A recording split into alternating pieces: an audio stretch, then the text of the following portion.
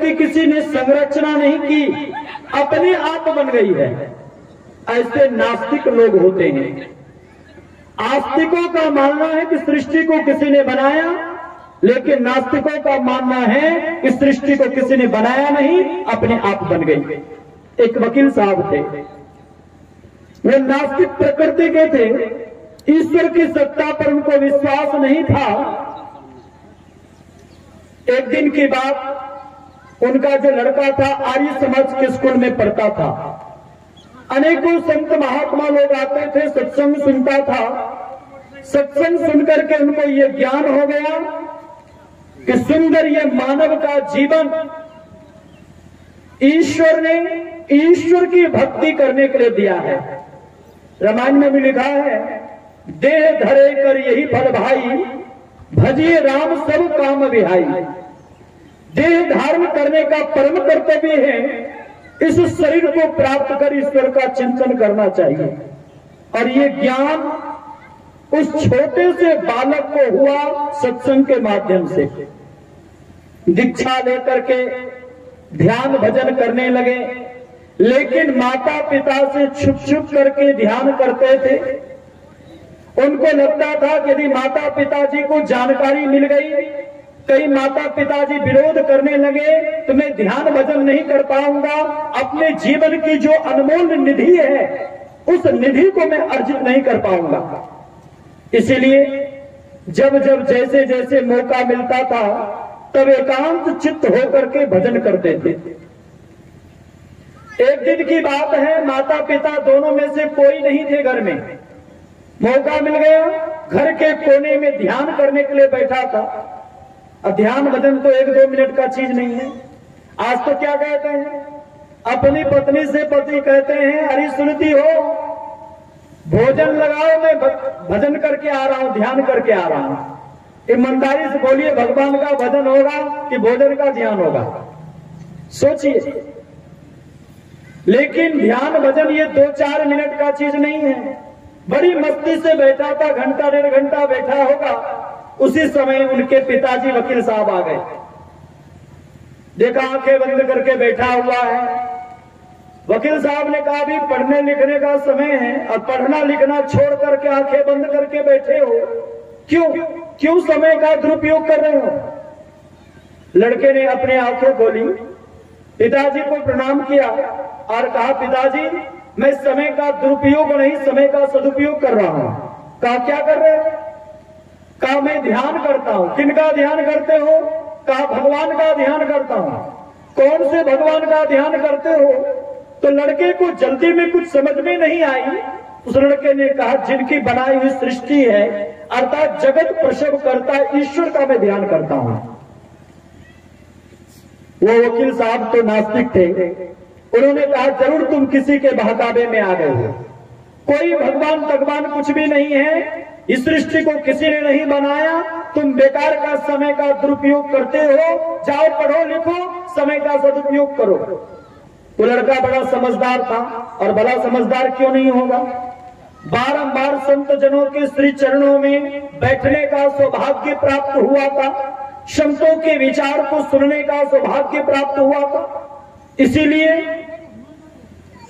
कुछ पिताजी से कुछ भी बातें नहीं की, मुंह नहीं लगाया।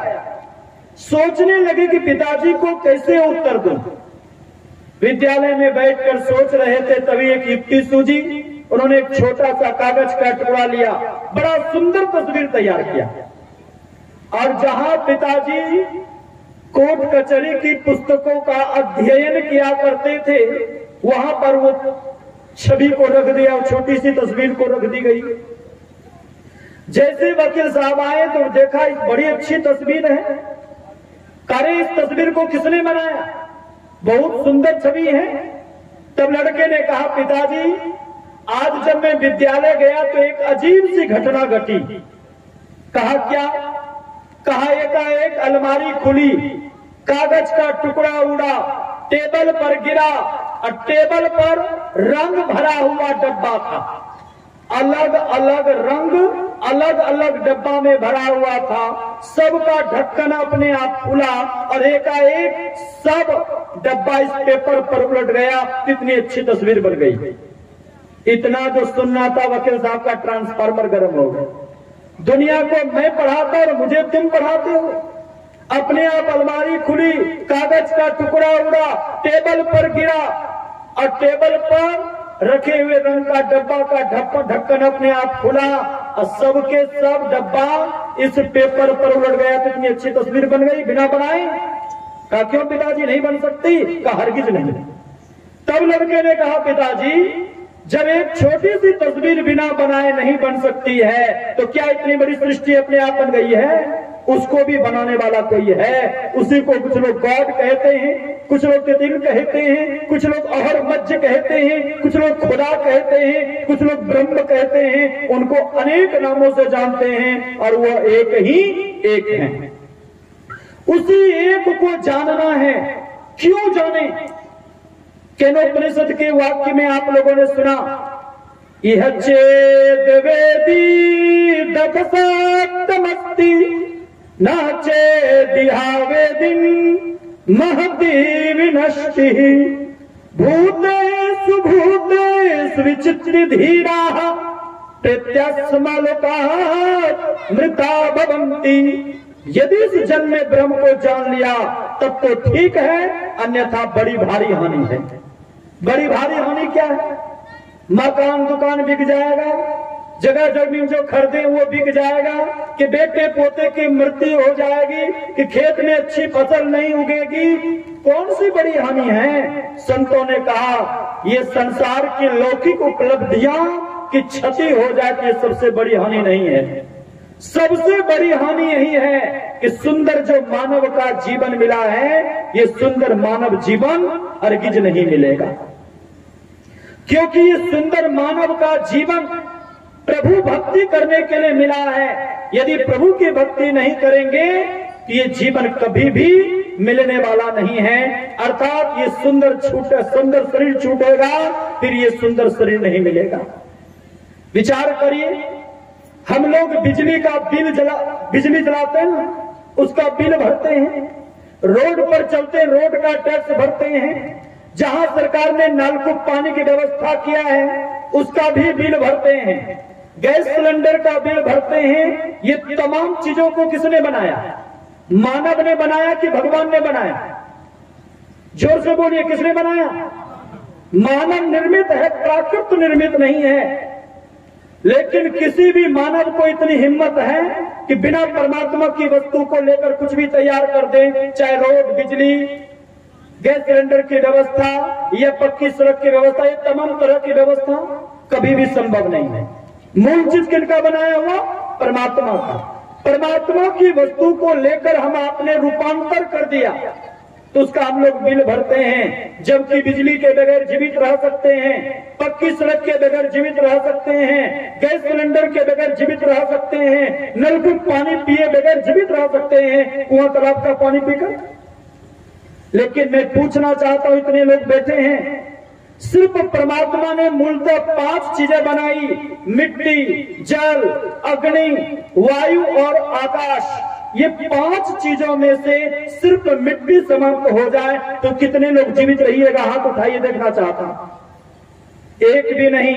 हवा समाप्त हो जाए तो एक भी नहीं, आग समाप्त हो जाए तो एक भी नहीं। सीधे शब्दों में कहेंगे कि 5 तत्वों में से एक तत्व समाप्त होगा, पृथ्वी प्रलय की ओर चली जाएगी। और ये 5 चीजों का उपयोग हम लोग 24 घंटे करते हैं। ईमानदारी से बोलिए, अब तक हम अपने बिल भगवान को कितना भरा है? भगवान को कुछ दिया?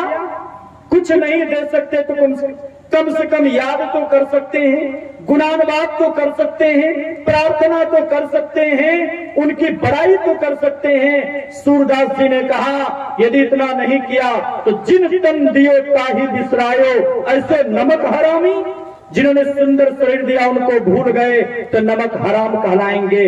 और नमक हरामी करने वाले को पुनः यह मानव का शरीर नहीं मिलेगा। और जिनको मानव का शरीर नहीं मिलेगा वो प्रभु की भक्ति कर सकेंगे?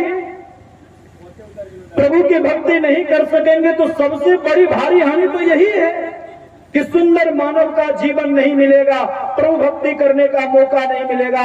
सबसे बड़ी भारी हानि है। इसलिए यदि हानि से बचना चाहते हैं तो प्रभु की भक्ति करिए, और प्रभु की भक्ति करने के लिए पहले प्रभु के स्वरूप का विवेचन आपके जीवन में होना चाहिए कि परमात्मा जिनकी हम भक्ति करेंगे वो स्वरूप हैं कैसे। आज ज्यादातर लोग क्या समझते हैं, ये आंख से देखेंगे भगवान का दर्शन हो जाएगा, यही समझते हैं जी। आज कुछ लोग चले गए वृंदावन, उनको पूछिए भगवान का दर्शन हुआ तो कहते हैं हाँ भगवान का दर्शन हुआ। दोबारा पूछिए सचमुच में भगवान का दर्शन हुआ तो क्या कहेंगे, बाबा मूर्ति का दर्शन हुआ। कोई अयोध्या जी चले गए, रामलला का दर्शन किया, उसको पूछिए भगवान का दर्शन हुआ तो कहते हाँ दर्शन हुआ।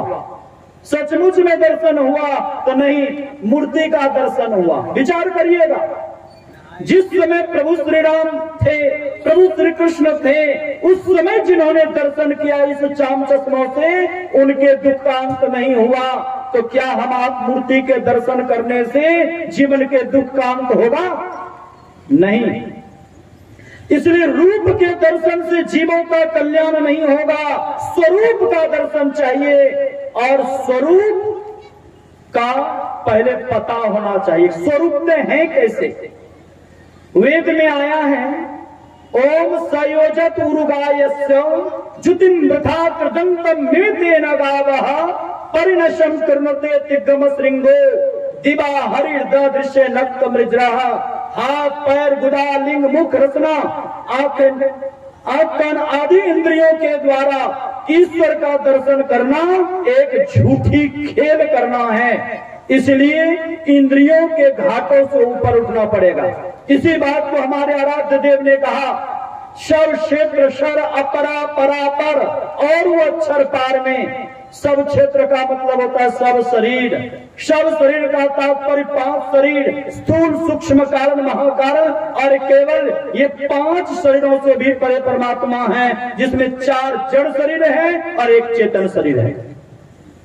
ये 5 शरीर से परमात्मा परे हैं। क्षर जो नाशवान है उनसे भी परे। सब क्षेत्र क्षर अपरा परापर, ये 2 तरह की प्रकृति से पूरी सृष्टि बनी है। अपरा जड़ प्रकृति और परा चेतन प्रकृति, दोनों प्रकृतियों से परमात्मा परे है। अपरा निम्न प्रकृति, अधम प्रकृति, अज्ञान में प्रकृति, और परा ज्ञान में प्रकृति, श्रेष्ठ प्रकृति। इन दोनों प्रकृतियों से परमात्मा परे है, अपरा परापर। और वो अक्षर पार में, और अक्षर मतलब जो नाशवान नहीं है उनसे भी परे है। आगे गुरुदेव ने कहा, निर्गुण सगुण के पार में, निगुण जिनमें कोई गुण नहीं है, सगुण गुण के सहित इनसे भी परे है। ऐसे परे परमात्मा को जानने के लिए हम आपको भी सूक्ष्माति सूक्ष्म बनना पड़ेगा। सूक्ष्म बनने के लिए संतों से सदयुक्ति जान करके उनके स्वरूप का ज्ञान होगा। जब तक स्वरूप का ज्ञान नहीं होगा तब तक अपने आप को नहीं जान पाएंगे, और जब तक अपने आप को नहीं जानेंगे तो जीवन का कल्याण नहीं होगा। समय मेरा पूरा होता है, अपने वाणी में विराम देता हूँ। बोलिए गुरुदेव भगवान की जय।